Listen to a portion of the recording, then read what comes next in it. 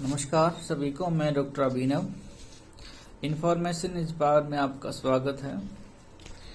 हमने last episode में सिरसा लोकसभा के बारे में डिस्कस किया था कि सिरसा जो लोकसभा है उसमें जो आम चुनाव 2009 में हुआ, 2014 में और 2019 में किस किस पॉलिटिकल पार्टी ने उम्मीदवार उतारे और किस किस पॉलिटिकल पार्टीज के उम्मीदवार इसमें विजय रहे, उस पे बारे में हमने आंकड़ों के आधार पर डिस्कस किया। आज जो लोकसभा है, आज गुरुग्राम लोकसभा है, जो पूर्व में गुड़गांव होती थी। गठबंधन सरकार ने भारतीय जनता पार्टी और जजपा गठबंधन की जो सरकार थी, तो उसने पिछले 2 साल पहले गुड़गांव का नाम गुरुग्राम बदल दिया था। तो अब जो लोकसभा है वो गुरुग्राम लोकसभा के रूप में जानी जाती है। तो अब गुरुग्राम जो लोकसभा है उसका जो रिजल्ट 2009 में और 2014 में और 2019 में किस प्रकार रहा, इसके बारे में हम डिस्कस करेंगे। लेकिन गुरुग्राम जो लोकसभा है उसके बारे में डिस्कस करने से पहले एक बार गुरुग्राम जो लोकसभा है उसमें कितनी विधानसभाएं हैं और कौन कौन सी विधानसभाएं हैं और कौन कौन सी विधानसभाओं पे मौजूदा जो विभिन्न पॉलिटिकल पार्टी हैं और निर्दलीय जो उम्मीदवार हैं उनके बारे में डिस्कस कर लेते हैं कि मौजूदा 2019 का इलेक्शन था हरियाणा असेंबली का, तो उसमें किस किस पॉलिटिकल पार्टी के पास 9 सीटों में से कितनी सीटें हैं। तो गुरुग्राम जो लोकसभा है उसमें 9 सीटें हैं। हम पहले भी बातचीत कर चुके हैं कि हरियाणा में टोटल हरियाणा विधानसभा के अंतर्गत 90 विधानसभाएं हैं और 10 लोकसभाएं हैं। तो हर एक लोकसभा पे 9 विधानसभाएं हैं। तो इस तरह से 90 विधानसभाएं होती हैं और गुरुग्राम जो लोकसभा है उसमें भी 9 ही विधानसभाएं हैं और उनमें से एक का नाम गुरुग्राम विधानसभा है, दूसरी का नाम नूह और पटौदी, ऊना, फिरोजपुर, बादशाहपुर, बावल और रेवाड़ी, सोहना। तो ये 9 विधानसभाएं हैं। अब 9 विधानसभाओं में गुरुग्राम जो विधानसभा है वो भारतीय जनता पार्टी के पास फिलहाल है, यानी कि असेंबली में उनका एमएलए है। 9 जो विधानसभाएं हैं वो भारतीय कांग्रेस के पास है। पटौदी विधानसभा है वो भारतीय जनता पार्टी के पास है। पूहना विधानसभा है वो भारतीय कांग्रेस के पास है। और फिरोजपुर जो विधानसभा है वो भी कांग्रेस के पास है। बादशाह विधानसभा है वो निर्दलीय उम्मीदवार है। बादशाह जो विधानसभा है उस पे निर्दलीय उम्मीदवार है, यानी कि निर्दलीय एमएलए हैं। बावल विधानसभा है भारतीय जनता पार्टी का विधायक है। रेवाड़ी विधानसभा भारतीय कांग्रेस का विधायक है। सोहना विधानसभा है उस पे भारतीय जनता पार्टी का विधायक है।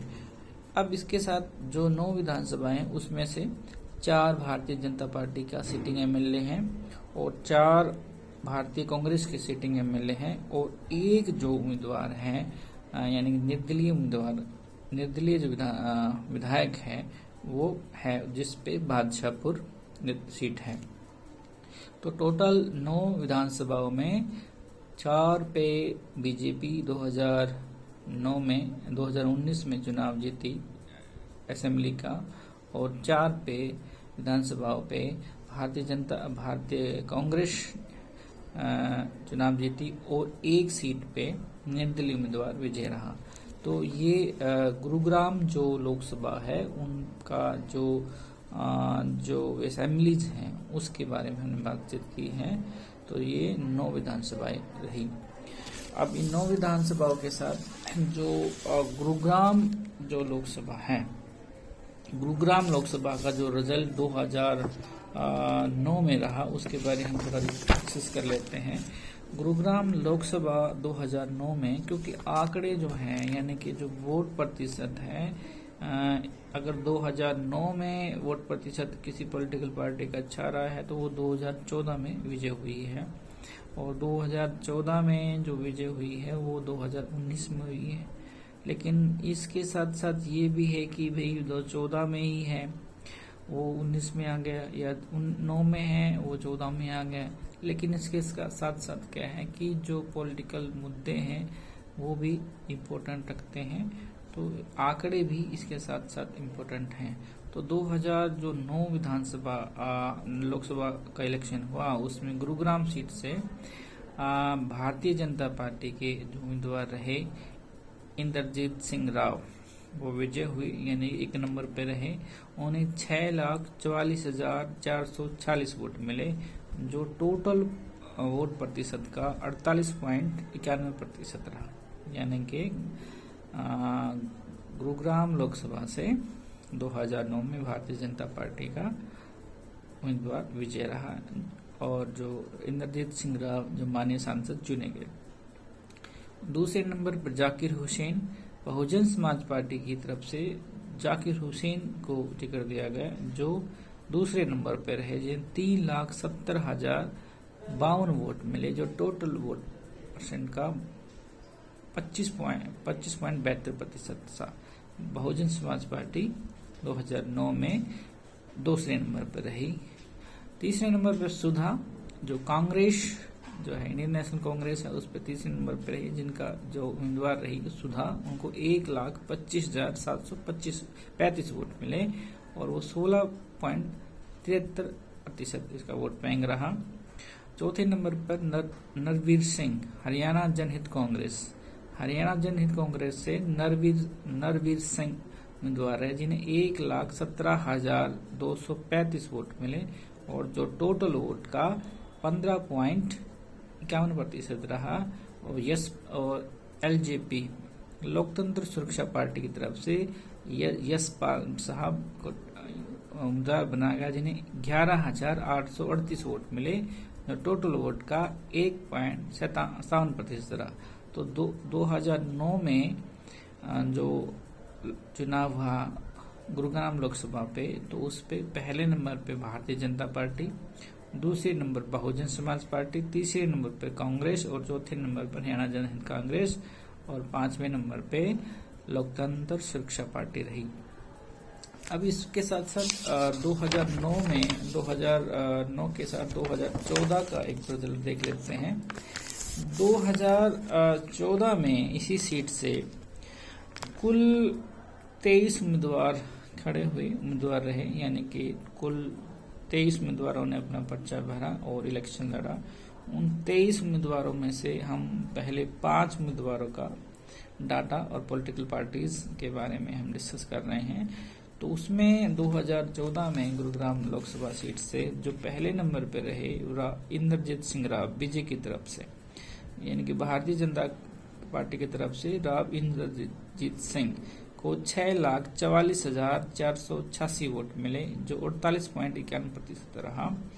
दूसरे नंबर पर इंडियन नेशनल लोकदल के उम्मीदवार जाकिर हुसैन को 3,70,052 वोट मिले, जो 28.8% रहा।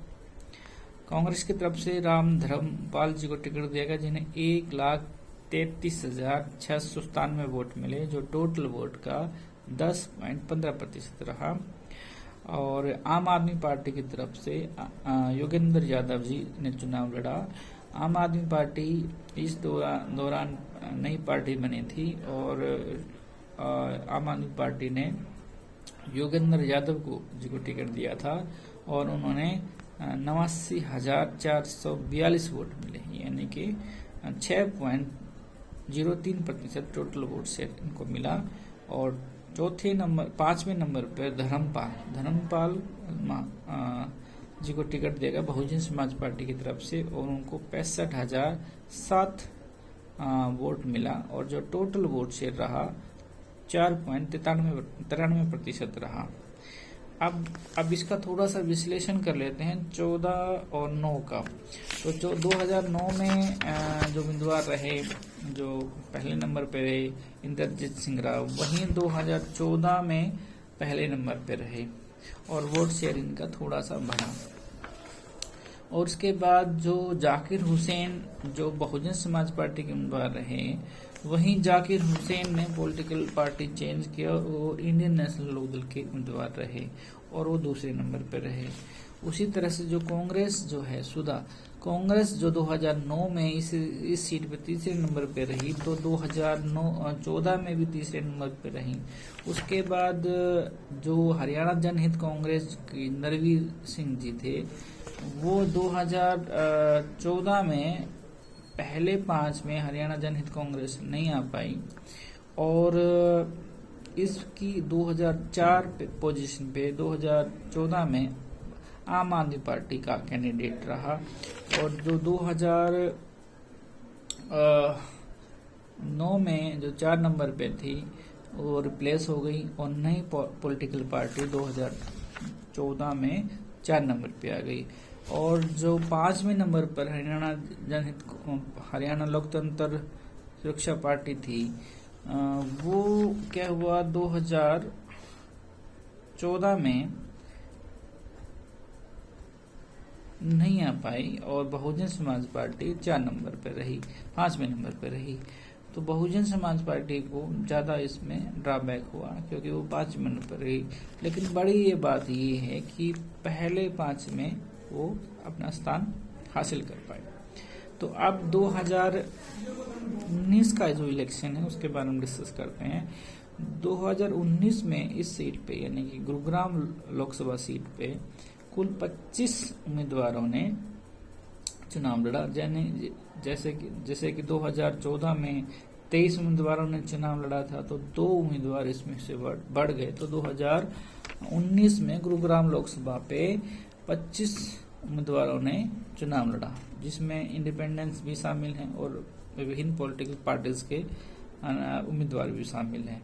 तो पहले 5 उम्मीदवारों का हम डिस्कस कर रहे हैं। तो पहले 5 उम्मीदवारों में भारतीय जनता पार्टी के उम्मीदवार राव इंद्रजीत सिंह, यानी कि 2009, 2014 और 2019 यानी कि हैट्रिक भारतीय जनता पार्टी ने इस सीट पे हैट्रिक लगाई है, यानी कि 3 बार लगातार माननीय सांसद चुना है और उसका जो श्रेय है वो राव इंद्रजीत सिंह को जाता है। राव इंद्रजीत सिंह पहले कांग्रेस में थे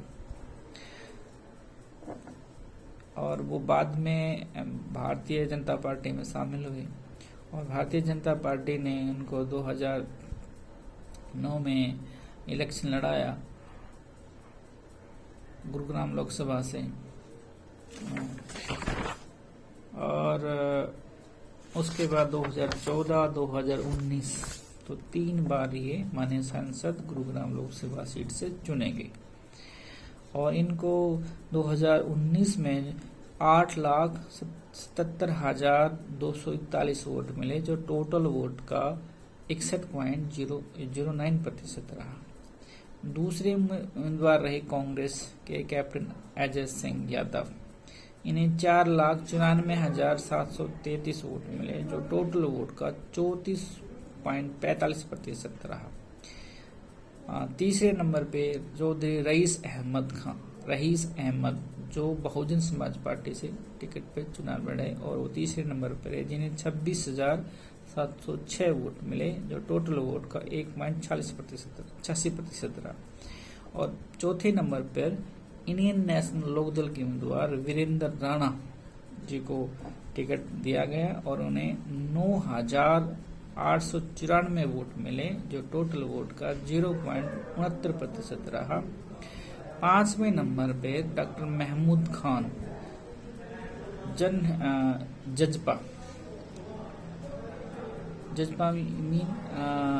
जननायक जनता पार्टी की तरफ से चुनाव लड़ा और उन्हें 8,983 वोट मिले, जो टोटल वोट का 0.72% रहा।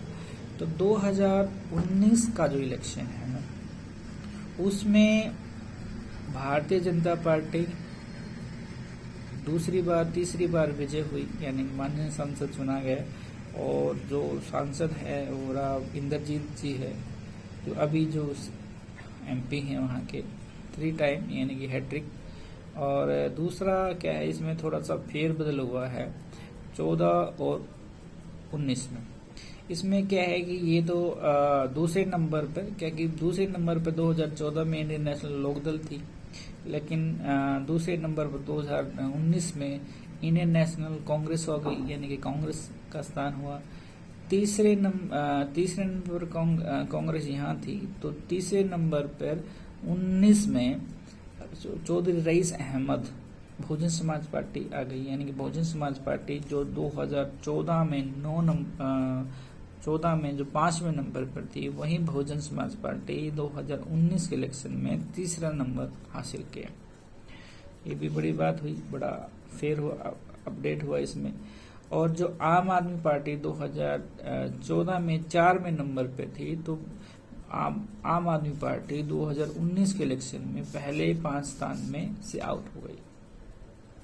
और उसके बाद ये दो जो पार्टी हैं, जो एक ही फैमिली की हैं, जो जजपा और इंडियन नेशनल लोकदल, तो इंडियन नेशनल लोकदल को जो 2014 में दूसरे नंबर पे थी, वो जो 2019 में वो चौथे नंबर पे रही। और जो नई पॉलिटिकल पार्टी बनी जजपा, वो पहली बार ही चुनाव लड़ा और 25 उम्मीदवारों में 5वें नंबर पे रही। तो इस तरह से हम अगर विश्लेषण करें तो भारतीय जनता पार्टी हैट्रिक के रूप में गुरुग्राम लोकसभा सीट पे है। लेकिन ये भी नहीं है कि वो फ्यूचर में भी आगे अभी इलेक्शन होगा 2024 का रखें या नहीं रखें, अपना हैट्रिक से अप करें, ये तो जो गुरुग्राम लोकसभा की जो जनता है और ये वो फैसला करेगी कि उनको एमपी के तौर पर बरकरार रखना है या उसको हटाना है, या इंडियन नेशनल कांग्रेस का एमपी देना है, या बहुजन समाज पार्टी का एमपी देना है, या इंडियन नेशनल लोकदल का देना है, या दूसरी किसी का देना है, या कोई निर्दलीय उम्मीदवार देना है। ये तो जो लोकसभा की जो जनता है गुरुग्राम लोकसभा की, वो तय करेगी। आपने सुना और आपका बहुत बहुत धन्यवाद। मुझे लगता है कि पहले से ज़्यादा जानकारी आपको गुरुग्राम लोकसभा सीट पे जो असेंबलीज हैं उनका आंकड़ा, और जो लोकसभा है वो 2019 का जो रिजल्ट, 2014 का रिजल्ट और 2019 का रिजल्ट के संबंध में जो आंकड़े हैं एक बार रिमाइंड हो गए होंगे, या अपडेट तो हैं ही हैं। और जो इसके बिहाफ पे पॉलिटिकल पार्टीज या जो लोग हैं वो अपना नया एमपी चुने या प्रेजेंट का जो एमपी है उनको जिताएं। ये भविष्य की गर्भ में है कि किस तरह से भारतीय जनता पार्टी या बहुजन समाज पार्टी या कांग्रेस या इंडियन नेशनल लोकदल या दूसरे कोई पॉलिटिकल पार्टी या इनके अलग निर्दलीय जो उम्मीदवार रहेगा वो उनको जिताती है या नहीं जिताती है, ये गुरुग्राम लोकसभा की जनता तय करेगी। आपने सुना, इसके लिए आपका बहुत बहुत धन्यवाद।